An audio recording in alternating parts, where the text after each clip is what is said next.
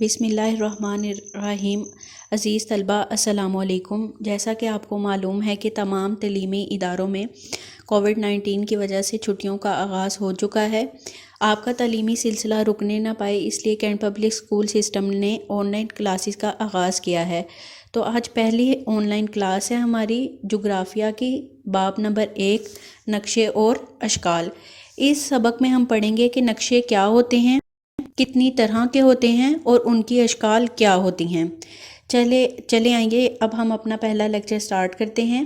نقشہ زمین کے کسی خاص حصے یا پوری سطح زمین کو کسی ہموار سطح پر پیمانے کے مطابق منتقل کرنا نقشہ کہلاتا ہے۔ کسی خطے کے طبعی خد و خال کو دکھانا، زرعی پیداوار کی تقسیم یا سیاسی نظم و نسق کی تقسیم کو دکھانے کے لیے نقشے بنائے جاتے ہیں، مثلاً طبعی خد و خال کے نقشے، موسمیاتی نقشے وغیرہ۔ دنیا کے مختلف خطوں میں صنعتی پیداوار، آبادی، زرعی پیداوار اور دیگر وسائل کی تقسیم میں فرق پایا جاتا ہے۔ اس لیے جغرافیہ دان مختلف اعداد و شمار اور طریقوں کی مدد سے نقشہ جات تیار کرتے ہیں، جس کی مدد سے فوری طور پر اس علاقے کے بارے میں معلومات حاصل کی جا سکتی ہیں۔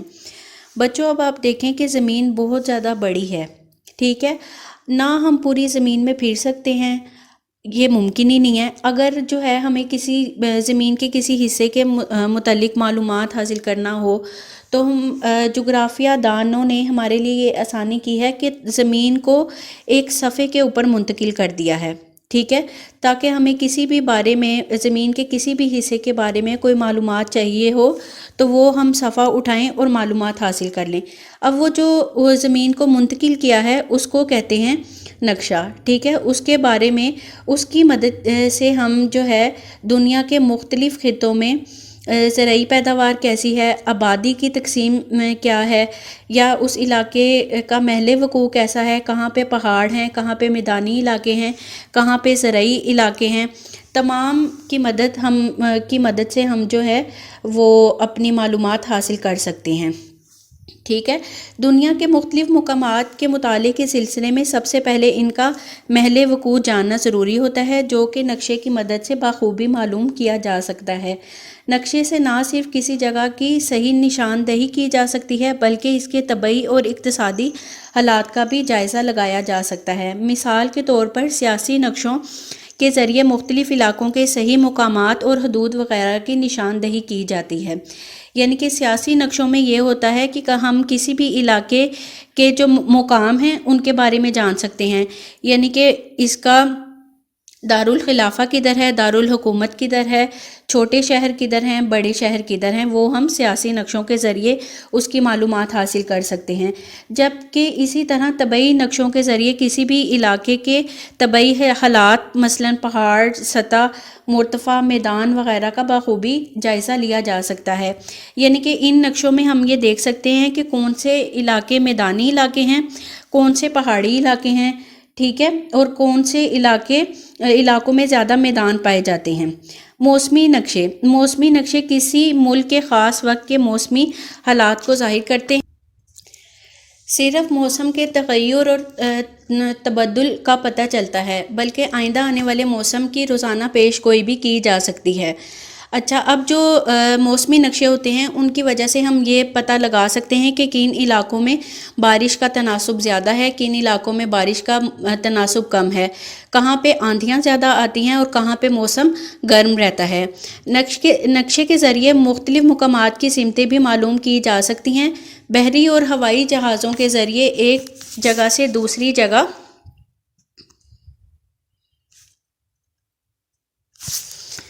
پہنچنے کے لیے نقشوں کی ہی مدد حاصل کی جا سکتی ہے۔ نقشوں کی کئی اقسام ہیں، چند نقشوں کی تفصیل درج ذیل ہے، ٹھیک ہے۔ اب ہم ان کی تفصیل پڑھیں گے کہ کس طرح کے نقشے ہوتے ہیں، ان کی اقسام کیا ہیں۔ پہلی ہے ایٹلسی نقشے۔ ایٹلسی نقشے عموماً دنیا، براعظموں اور ملکوں کے متعلق عام معلومات پیش کرتے ہیں۔ ان میں تفصیلات کی کمی ہوتی ہے۔ ان نقشوں کا فائدہ یہ ہے کہ ان کی مدد سے ہم بڑے علاقوں میں ضرورت کے مطابق اہم معلومات حاصل کر سکتے ہیں، مثلاً بر اعظم کے بارے میں بارش کی تقسیم، درجہ حرارت کی تقسیم، جنگلات، معدنیات اور موسمی حالات کے بارے میں معلومات بآسانی پہنچا سکتے ہیں۔ یعنی کہ ان نقشوں میں ہم ملکوں کا تعین کیا جاتا ہے کہ کس ملک میں کہاں پہ جنگلات ہیں، کہاں پہ درجہ حرارت کیسا ہے، ٹھیک ہے، کہاں پہ معدنیات ہیں اور موسمی حالات کیسے ہیں وہاں کے، ان نقشوں کے ذریعے ہمیں معلوم ہوتا ہے۔ اگلا ہے مساحتی نقشے۔ مساحتی نقشے ایک چھوٹے علاقے کے بارے میں کافی تفصیلات فراہم کرتے ہیں۔ مثلاً اس علاقے کے بلند اور زیریں علاقے، دریا، جنگل، گاؤں، پگڈنڈیاں، سڑکیں، ریلوے لائن، نہریں، کنویں وغیرہ اس میں دکھائے جاتے ہیں۔ یعنی کہ جیسے آپ لوگوں نے پڑھا کہ ایٹلسی نقشوں میں ملک کی معلومات ہم حاصل کر سکتے ہیں۔ اب مساحتی نقشوں میں کیا ہوتا ہے کہ کسی چھوٹے علاقے کے بارے میں ہم معلومات حاصل کر سکتے ہیں کہ اس علاقے میں کہاں پہ دریا ہے، کہاں پہ جنگل ہیں، اس میں کتنی سڑکیں پائی جاتی ہیں، ریلوے لائنز کہاں کہاں پہ ہیں، نہریں کیسی ہیں، اور کنویں وغیرہ بھی اس میں دکھائے جاتے ہیں۔ آگے ہے رقبائی نقشے۔ رقبائی نقشے بڑے پیمانے کے مطابق بنائے جاتے ہیں، اس لیے ان میں مساحتی نقشوں کی نسبت زیادہ معلومات ہوتی ہیں۔ ایسے نقشوں پر دیگر معلومات کے علاوہ ایک گاؤں کے لوگوں کے کھیتوں اور گھروں کی بھی تفصیل دی جاتی ہے۔ اس طرح شہروں کے لیے اس قسم کے نقشے پر ہر گھر، بلاک، گلی، سڑک، پارک اور بازار وغیرہ کی تفصیلات دی جاتی ہیں۔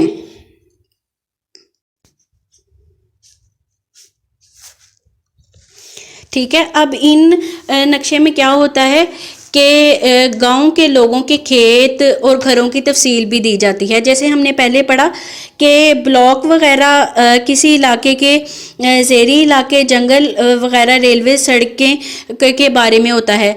ہم جان سکتے ہیں مساحتی نقشوں کے بارے میں۔ اب جو رقبائی نقشے ہوتے ہیں اس پہ چھوٹے پیمانے پر بھی ہم معلومات حاصل کر سکتے ہیں کہ کس علاقے میں کتنے گھر ہیں، کتنی گلیاں ہیں، کتنی سڑکیں ہیں، کتنے پارک ہیں اور کتنے بازار وغیرہ، ان سب کی تفصیلات جو ہے وہ رقبائی نقشے میں درج ہوتی ہیں۔ اگلا ہے ہمارا تقسیمی نقشے۔ تقسیمی نقشے میں مویشیوں کی تعداد، تقسیم، آبادی، معدنیات، اس کی تقسیم، فصلوں کی پیداوار اور تقسیم وغیرہ کو ظاہر کرنے کے لیے استعمال کی جاتی ہے۔ تقسیمی ان میں مقام نگاری کی مناسبت سے نقشوں میں ہر شے اپنے اصل مقام پر دکھائی جاتی ہے۔ اس مقصد کے لیے ان نقشوں میں کسی شے کی تقسیم ظاہر کرنے کے لیے ایک خاص رقبے کو مد نظر رکھا جاتا ہے۔ تقسیمی نقشوں کی دو اقسام نوعیتی نقشے اور مقداری نقشے ہیں۔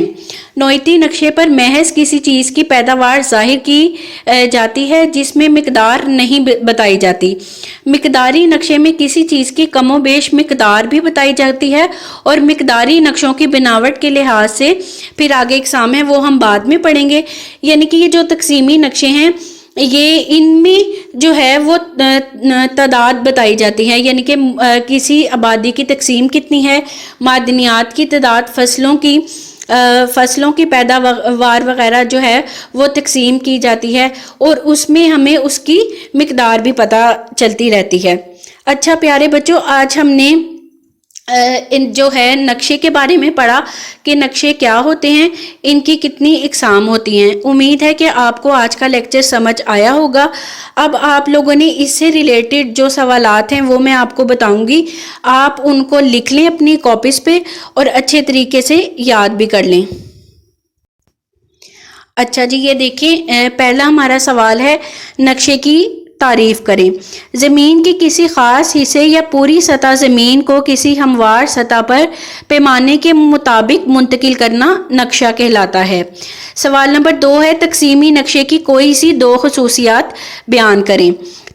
تقسیمی نقشوں میں مقام نگاری کی مناسبت سے نقشوں میں ہر شے اپنے اصل مقام پر دکھائی جاتی ہے، نمبر 1 پوائنٹ۔ نمبر 2 پوائنٹ ہے ان نقشوں میں کسی شے کی تقسیم ظاہر کرنے کے لیے ایک خاص رقبے کو مد نظر رکھا جاتا ہے۔ سوال نمبر 3 ہے تقسیمی نقشوں کو کس بنیاد پر تقسیم کیا جاتا ہے۔